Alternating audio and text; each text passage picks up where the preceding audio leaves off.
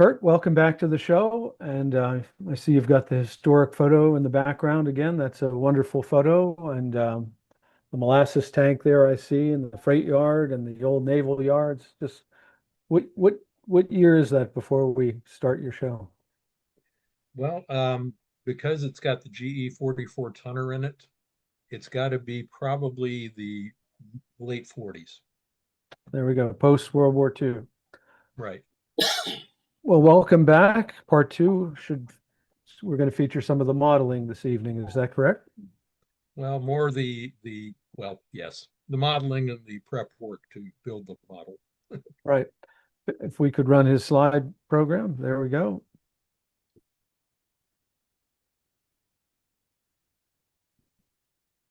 So part two, picking up, last week we talked about the facility itself as it was. And this week we're going to talk about where I am in the middle of my build with various things going on regarding the layout. So as you can see in these photos, lots of switch templates, and I spent a lot of time sliding them around the layout, the Homosoap board to try and get the configuration right.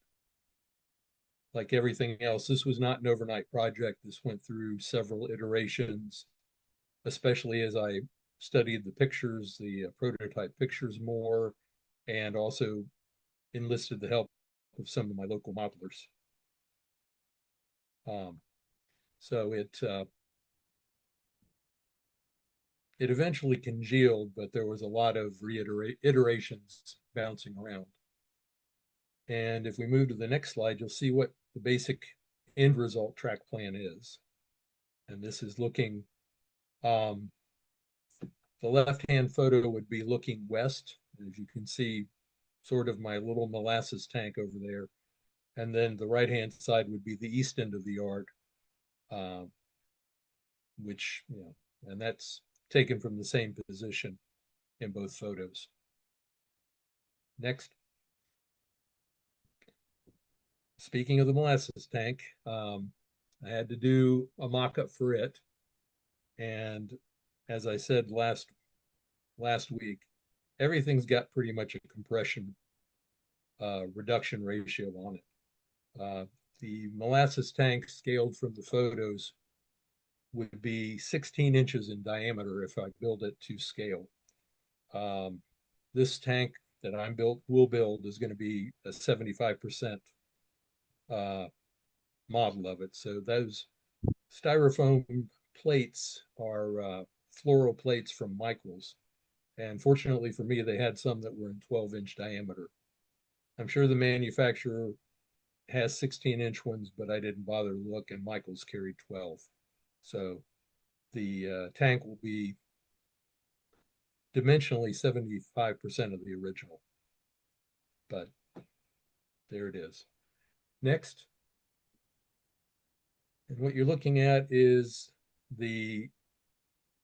under the substructure for the Southgate Terminal warehouse. That is a lot of gator board.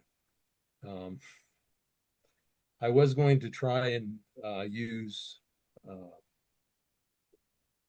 Andrew Dodge's plexiglass interior substructure, but I don't have the tools. I don't have a workshop like Andrew does. So I ended up doing this with all the lateral bracing, front to back and side to side. And as I say, with gator board, what do you use? You got to use Gorilla Glue if you're using gator board. Next. The car float was also, as I said last week, the car float number 5, which I'm modeling, was 370 feet in real life. In O scale, that scales out to 48, 50, 7.5 or 8 feet in length if I build it to scale. I did also subtract this, but because it's at an angle to the wall, you'll see the two pieces of masonite are cut at an angle so that they fit to the wall. Um, it's made of two pieces of 1/8 inch masonite that are epoxied together. And then on top of that, um, I have a 40 thousandths piece of styrene um, that I cut to fit so that I have a steel deck. Basically, the styrene is the steel deck. The blueprint is something that I had printed or actually scaled up from the diagram from Mainline Modeler, which had an article on car float number 5. When I had it printed out, it was 8 feet long. The people at Office Depot pretty much thought I was crazy, but hey, I'm used to that. So next. What you see in the left picture is the styrene deck with a lot of locator markers, marking lines. Um, on car float 5, the rails are on what are called rail chairs, and they are at 2-foot intervals. So there are a lot of rail chairs there are 4 tracks, 8 rails across the barge. A friend of mine, I drew them up in 3D in whatever FreeCAD, and you can see in the right photo that is 15 of those rail chairs on a single print. My friend Jeff Mutter here in this Ferna Park, Annapolis area printed them for me. Kind of above and beyond the call of duty, he printed 840 of them for me. And I used almost all of them to weld the rails to the barge. And to do that, I threaded the rail. As you can see, the rail chairs in the right photo are already on the rail. And the only way to do it effectively was to thread them onto the 3-foot length of rail and then position them. Because if I had tried to put these on the barge and weld them in line, I would have never gotten them engaged. So next slide, please. And as I said before, I am doing this in Proto 48, and in the left photo you see the 2 T gauges for Proto 48. And if you look around there, you can see at every strike line across the barge, you will see rail chairs. And the welding, of course, was CA on styrene. And the right-hand photo shows the Atlas 55-ton hopper that with Proto 48 wheels that I used to test the rails to make sure they were engaged. And like all good modelers, I had to unweld several. There was a tight gauge in that first set of rails, and the hopper wanted to float up off of at the gauge where it was too narrow. So I had to use a flat X-Acto chisel blade to pull up about 10 of them and then re-gauge it. The middle photo is the apron with the two of the switches, and that's going to be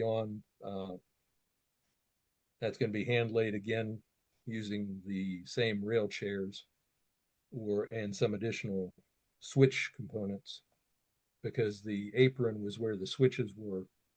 There was no point or frog on the barge itself, although there were massive guarding rails, as you saw in last week's photo. Next. And this is the barge after I got all the rails on. And you can see the prototype, could handle 28 to 32 cars. My barge will not handle quite that. I'll be lucky to get between 16 and 18, depending on the number of 34-foot hoppers I've got on there. Next. When obviously Brook Avenue went by the wayside, or progress happened in 1982, it was shut down. These 2 photos were taken on a trip that I went with a friend of mine August of 2004 to the Norfolk area and Brook Avenue. And you can see, if you remember, one of the buildings we talked about was the Ocean Terminal warehouse. And the left-hand photo is the Ocean Terminal condominiums. And so those were the first building in the area that was revamped. The right-hand photo is where the 4-track yard was beside the freight house. And the condominiums along the right-hand side, the brown 5-story ones, that's where the original white freight house was located. And the pagoda-looking thing in the background is what Norfolk City calls the Peace Pagoda. And it is basically the bottom of if you remember the molasses tank construction and deconstruction photos, you saw those 18-inch square legs, all 8 of them. And they basically had some architect firm decide to build a pagoda on 8 sides using those legs. So this is the way it looks now. Not a shred of semblance that there was a rail yard here. And it brings me to the next and final photo. I want to share a little bit about Roger Sequeira, who's my fellow modeler. He did Brook Avenue in HO, and his HO layout was half the width of mine and the same length as mine. So he was far closer to doing having a prototypical model than mine. There was no compression in his. Unfortunately for a lot of us, Roger passed of a heart attack earlier this year. And I'm very saddened by his loss because, as he said, we were the subject matter experts for Brook Avenue. And whenever either one of us would find something, there would be emails with attachments blasting out, look what I found, or hey, did you know this, and all that. And for me, Roger will always be sitting in front of the molasses tank, or in memory of the Peace Pagoda where I took this photo. And that pretty much brings me to the end of the modeling part. Quick bibliographies. This probably wouldn't have ever started if Bernie Kapinski hadn't written the layout design element article for Model Railroad Planning 2002 edition. I blame Bernie. He understands I blame him, and he accepts it very well, the blame. Some of the other photos I found were on the Norfolk Historical Society website. It's amazing when a city does urban renewal, how many photos they take of what they're destroying or removing for the urban renewal projects. A couple of the photos that I had earlier on in last week's episode were on the plaque at the Peace Pagoda. It had this is what this was before we made this cute and interesting little pagoda out of it. And one of them was the photo showing the Lehigh Valley single sheath boxcar underneath the molasses tank, some of the very early photos. And the rest, or the bulk of the stuff that I have and what I've used for information, came out of the C&O Historical Archives, of which I am a member of the Historical Society. And so never forget to scour anything. Google is our friend, and so is the interweb. So that's all I've got on the modeling part. I'm looking forward to retirement in January when I can start doing an hour a day work in the train layout room, and bring some of these mock-ups to fruition and get the tracks laid. Excellent presentation, Kurt. Very educational, and it's always neat to see a car barge model. They're The only time I ever see them are in the magazines. It's nice to know there's somebody actually doing that again. That's terrific. And that's a fascinating area for railroading. Having spent some time there with my son who was in the Navy like yourself, or is in the Navy. You are, he is. How's that? Yeah. So, I was, he is, yes. yes, right. Pronouns in the Yeah. So, proper tense. did you pick up anything that you didn't know while you were researching this? Well, I picked up a lot of things, and the first was a small bit of remorse because when I was in the Navy, I was in Norfolk waiting to be, it was what they call program school input. They send you to a ship to kind of put you in holding status until your class seats opens up.